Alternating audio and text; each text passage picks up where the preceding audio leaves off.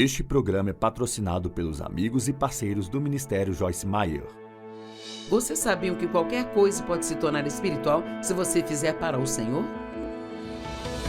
Eu sou Joyce Meyer e eu acredito que Deus pode curá-lo em todas as áreas que você sofre. Nos próximos dias eu quero falar com você sobre o poder de servir aos outros. Agora, talvez você pense, eu já faço muito para as outras pessoas. Bem, sabe, às vezes nós fazemos coisas para as outras pessoas com uma postura em mente de que, sabe, eu sou apenas um escravo por aqui. Nós assumimos uma postura de mártir, mas nós temos que servir as outras pessoas como ao Senhor. Fazemos para Ele. E temos uma tendência, com certeza você sabe disso, nós todos temos uma tendência de sermos egoístas e egocêntricos, mas Deus quer que nós morramos para nós mesmos. Ele quer que pensemos mais e demos mais valor aos outros do que nós damos a nós mesmos, sabe? Para ser sincera, a Bíblia tem muito a dizer sobre os outros. Ouça isso. Cuidem uns dos outros. Sejam amigáveis uns com os outros. Sejam pacientes com as falhas uns dos outros. Sejam bondosos e compassivos uns com os outros. Perdoem uns aos outros. Submetam-se uns aos outros. Aconselhem uns aos outros. E edifiquem uns aos outros. Prefiram uns aos outros. Exortem uns aos outros. Considerem uns aos outros. Confessem suas falhas uns aos outros. Amem uns aos outros com o coração puro. Tenham compaixão uns pelos outros. Usem de hospitalidade uns para com os outros. E tenham comunhão uns com os outros. Bem, sabe, muitas pessoas dizem assim: olha, quer saber, ir para a igreja tudo bem, mas simplesmente não quero me envolver. Por que eles dizem isso? Porque muitas vezes no passado fomos feridos por pessoas e então tomamos essa atitude, bem, eu simplesmente não quero me envolver. E se eu fizer isso, não será de uma maneira profunda. Mas sabe, nós somos o corpo de Cristo e temos que estar envolvidos uns com os outros. Se eu machucar meu pé, imediatamente minha mão vai ajudá-lo. Agora, e se minha mão dissesse, não, eu não quero me envolver? Se eu sentir uma dor aqui, minha mão acaricia a minha cabeça. E se ela dissesse, não, eu não quero me envolver? Precisamos estar envolvidos uns com os outros. Então, hoje eu quero falar com você sobre o poder de servir aos outros. Em Mateus 20, versos 20 a 28, nós vimos aqui uma história que é bastante interessante. Diz assim: a mãe dos filhos de Zebedeu foi até Jesus com seus filhos e, ajoelhando-se, perguntou se ele faria-lhe um favor. O que você quer? Ele perguntou. E ela disse: permita que um dos meus 2 filhos se assente à tua direita e o outro à tua esquerda no teu reino. Bem, ela não teve vergonha de perguntar algo assim. Ele disse: vocês não sabem o que estão pedindo? Jesus disse a eles: vocês podem beber do cálice que eu vou beber? Sim, podemos, eles responderam. Jesus lhes disse: de fato vocês beberão do meu cálice, mas sentar-se à minha direita ou à minha esquerda não cabe a mim permitir, porque esses lugares estão preparados para aqueles para os quais meu Pai preparou. Sabe, muitas vezes nós pedimos coisas e não temos sequer a ideia de que tipo de mudanças vão precisar acontecer em nós, em nossas vidas, para que possamos ter ou fazer essas coisas, sabe? E Jesus estava questionando essa mulher quando disse: você pode beber do cálice que eu bebo? Quando ele disse: você não tem ideia do que está pedindo?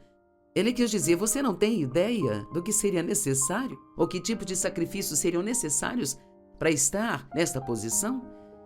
Então, quando os outros 10 ouviram isso, ficaram indignados com os 2 irmãos.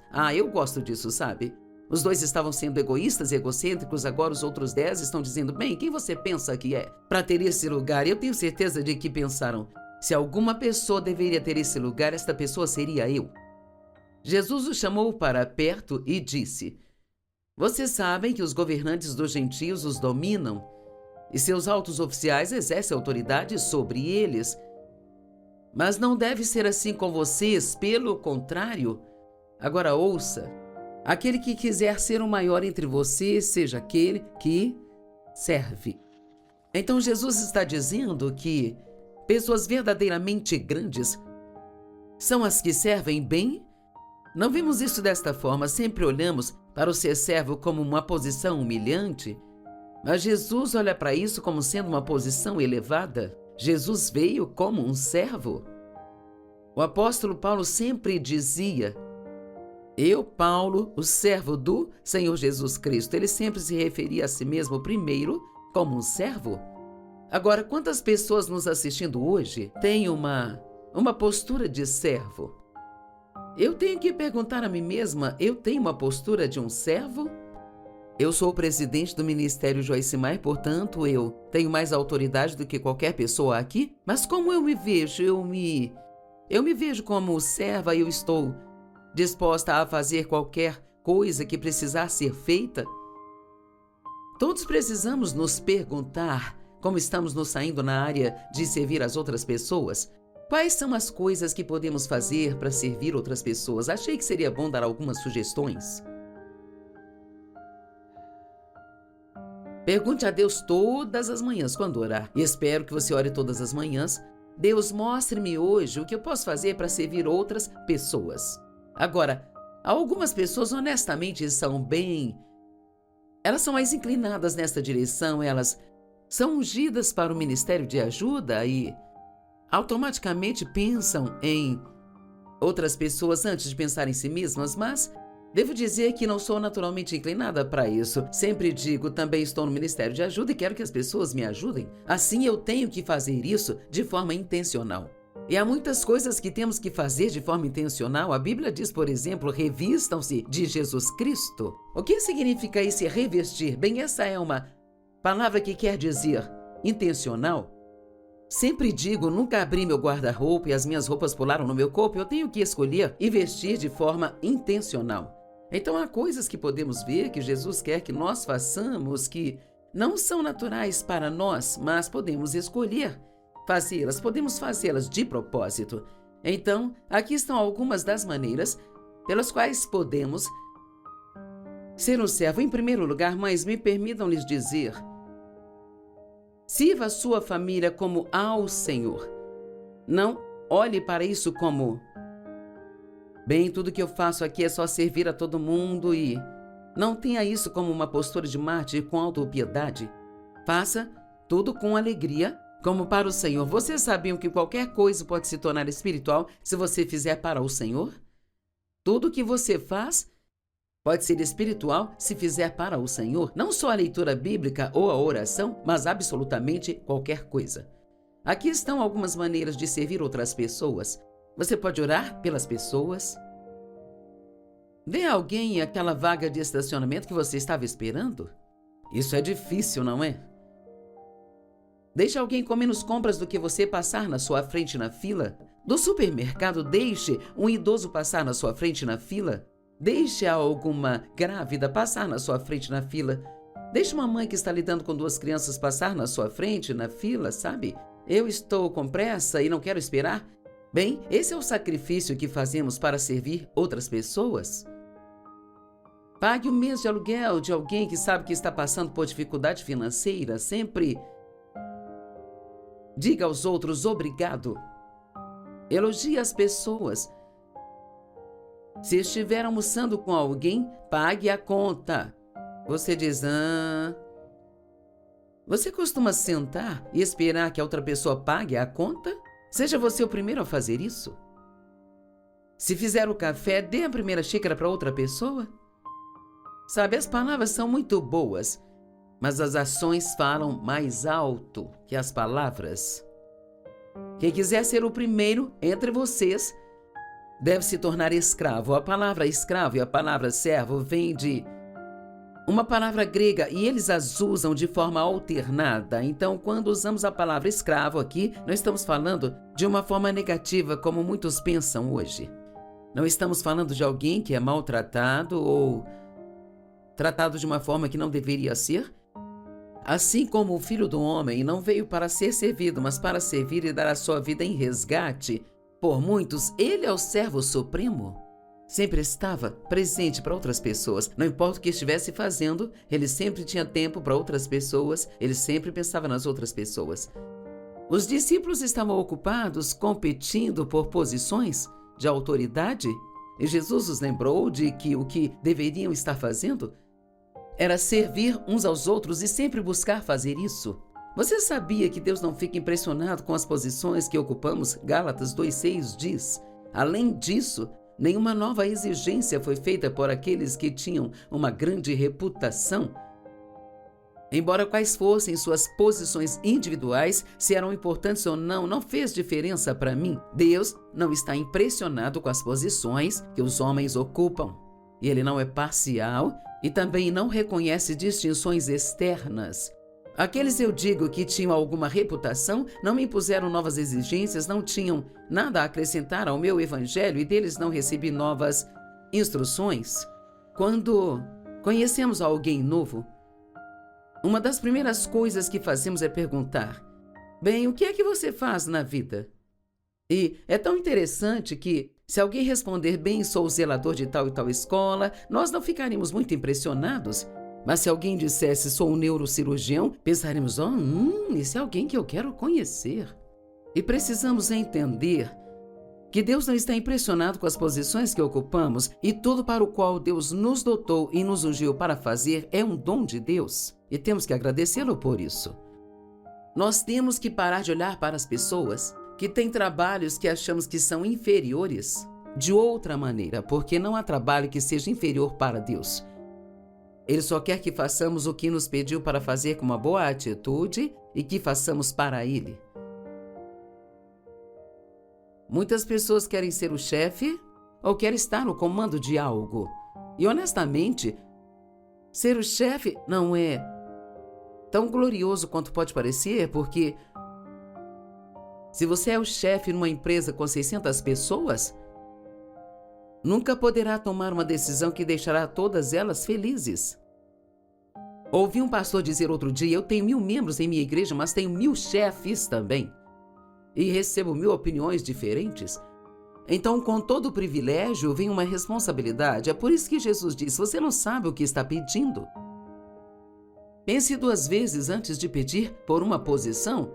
Tenha certeza de que está pronto para atender aos requisitos antes de pedir a vaga, sabe? Eu me pergunto quantos de nós oramos constantemente por oportunidades de servir. Você já parou pelo menos 5 minutos e ficou em silêncio na presença de Deus? E depois perguntou para Ele, Deus, o que eu posso fazer hoje para servir uma outra pessoa? Sabe, meu marido geralmente arruma nossa cama de manhã e nesta manhã eu passei pela cama, notei que ela estava desarrumada e pensei, vou arrumar a cama hoje para que o David não tenha que fazer isso? Bem, na verdade foi porque estava estudando para esta mensagem, mas eu espero que eu aprenda mais e mais a fazer coisas para outras pessoas. Eu faço coisas para as pessoas o tempo todo ensinando a palavra, mas eu vejo isso mais como se esse fosse o meu trabalho e Deus quer que eu me comporte na minha vida diária como eu ensino todo mundo a se comportar. E então, estou feliz por estar ensinando isso hoje, porque eu quero ser reanimada nesta área de sempre procurar formas de edificar outras pessoas e fazer outras pessoas felizes. Eu já disse antes, devemos ter o objetivo de pôr um sorriso em pelo menos 3 rostos todos os dias. E você pode fazer isso apenas dando um pequeno presente ou fazendo um elogio ou só um "Você está muito bonita", qualquer coisinha pode significar muito para outra pessoa. Na verdade, às vezes são as menores coisas que significam mais para as pessoas. Servo. A palavra servo, definida no grego, nos apresenta a ideia de sujeição sem escravidão. Se eu sou seu servo, posso me submeter a você sem sentir que eu perdi a minha liberdade. Eu amo isso. Eu posso me submeter a você sem sentir que eu perdi minha liberdade. Tem algumas pessoas, na verdade 2, que posso dizer que quando peço para eles fazerem algo, a resposta é sempre o prazer é todo meu. Eu amo isso. Isso me soa tão bem, muito melhor do que ok, sim ou qualquer outra coisa. Precisamos estar felizes em fazer coisas para os outros, e quando alguém te pedir para fazer algo, não lhes faça sentir como se você estivesse fazendo um grande favor para eles, mas fique feliz por isso. Devemos ser servos de Deus e de Cristo. Primeiramente, nós servimos as pessoas como uma forma de servir a Deus e a Cristo. 1 Pedro 2,16. Vivam como pessoas livres, mas não usem da sua liberdade como pretexto para a maldade, mas vivam em todos os momentos como servos de Deus. Sabe, ser livre não significa que você pode fazer qualquer coisa que quiser quando quiser. Significa que você é livre para não ferir as outras pessoas. Você é livre para não pecar. Sim, você pode ser livre para fazer o oposto, mas não se tiver uma postura de servir a Deus e servir as pessoas. Paulo disse que ele era o escravo, que ele era compelido a pregar. Ele pertencia a Cristo. Isso era tudo com que ele se importava. Ele disse: se eu puder terminar minha caminhada com alegria, essa é a única coisa que importa para mim. Para mim, o viver é Cristo e o morrer é lucro. Nele eu vivo, nele eu me movo e nele eu existo. Sabe, ser cristão é muito mais do que apenas ir à igreja num domingo de manhã e se sentar lá, talvez nem mesmo ouvindo, ficando lá por talvez 1 hora e ir para casa e não pensar em Deus o resto da semana. Nós todos somos chamados para o ministério. Você não precisa ser um reverendo ou um bispo ou ter um doutor na frente do seu nome. Somos todos servos de Deus e todos somos chamados para o ministério onde quer que nós vamos. A Bíblia diz em 2 Coríntios 5:20 que nós todos somos embaixadores de Deus. Eu amo o que a Bíblia Amplificada diz. Lá diz que Deus está fazendo o seu apelo ao mundo através de nós. Somos seus representantes pessoais e queremos que as pessoas se reconciliem com Deus por meio do nosso exemplo. Efésios 5:6-7 diz: servos, escravos, sejam obedientes aos que são seus senhores terrenos, tendo respeito por eles e sendo ansiosos para agradá-los com sinceridade e boa vontade e de todo o seu coração, como um serviço ao próprio Cristo. Então ele está dizendo: não faça isso para agradar aos homens, tenha o desejo de agradá-los, mas faça como se fosse para o Senhor. Isso apresenta uma conotação totalmente diferente no ato de servir. Se você olhar assim: eu estou fazendo isso para ti, Senhor, então você não se sentirá como se estivesse sendo explorado, mas está fazendo pelo motivo certo. E a nossa motivação é muito importante. Eu amo falar sobre motivação porque Deus realmente não se importa tanto com o que fazemos, mas com o porquê nós fazemos. Se eu faço algo para outra pessoa, mas eu tenho uma atitude ruim, se alguém me convida para uma festa, eu vou, mas realmente não quero ir, só vou porque não quero que fiquem chateados, e depois pelas costas eu fico falando: eu realmente não quero ir para essa festa, mas eu vou porque sinto que tenho que ir. Bem, não há nenhuma recompensa nisso. Mas mesmo que você não queira ir, mas quer mostrar amor a essa pessoa, você pode dizer: Deus, vou fazer isso por ti, e eu vou fazer isso com uma boa atitude e um sorriso no meu rosto. E certamente não vamos sair falando pelas costas com as outras pessoas o quanto não queríamos estar lá.